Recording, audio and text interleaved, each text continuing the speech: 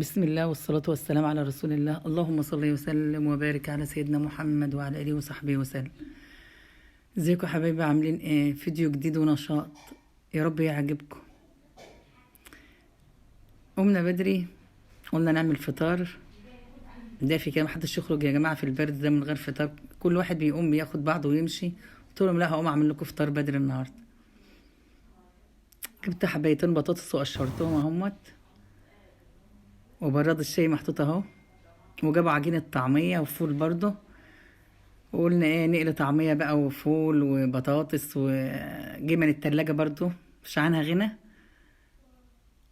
نفطر فطار جماعي النهاردة في البرد ده.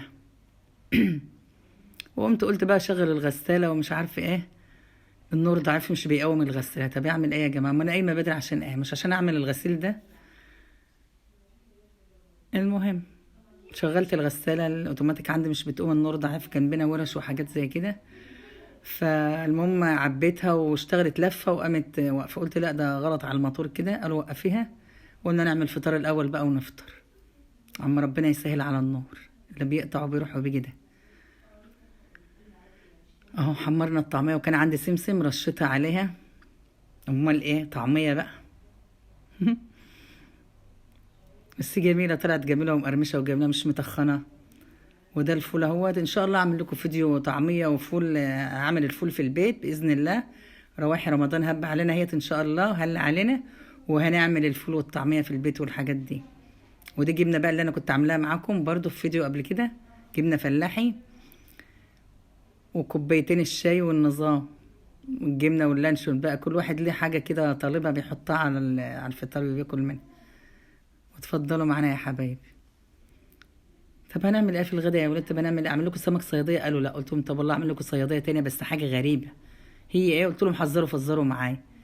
جبت ايه، بصلايه كبيره وقرنين فلفل حراقين، وقمت ضربهم في الكبه وحمرتهم تحمير ايه، مقارب للصياديه. قمت عامله طماطم حمرا جامد، شفشق طماطم كده بتاع الخلاط ملياه، وحطيت بهارات. وحذروا معايا كده، فزروا الاكله دي ايه، اكله قديمه يعني، ممكن من زمان ما حدش عملها، لا بس في ناس بيعملوها، اكله شتوي بتدفي يعني. اهو هتفتكروا شكلها. البطاطس المكعبات دي اللي اسمها المدفونه، احنا بنسميها كده، بطاطس مدفونه في الرز. بس جميله جدا والله. سبكت الطماطم جامد وعملت البطاطس دي مكعبات اهوت وسقطتها. بس هتاخد ايه، غلوتين تلاتة بس، عشان خاطر لو استوت هتلف على الرز وهتبقى ايه، الرز مش هيعجبكم، هيبقى معجن. اهو يا دوبك ايه، خدت غلوتين مع الطماطم كده. وقلت ايه، اسقط عليها الرز بقى. شوفي لونها غامق ازاي، مش طماطم يعني فاتحه، لا غامقه، على اساس ان هي تحمر الرز زي الصياديه بالظبط. اللهم صل وسلم وبارك على سيدنا محمد وعلى اله وصحبه وسلم. حطوا اللايكات يا حبايبي.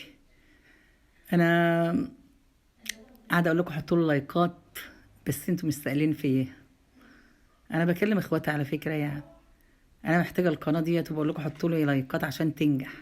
اهو جبت شدة خضره وحطيتها، وده البيض، وقليت بتنجان وحاجات، بس هم ايه، نسوا يصوروا الحاجات التانية التحابيش دي. ويا رب الفيديو يعجبكم.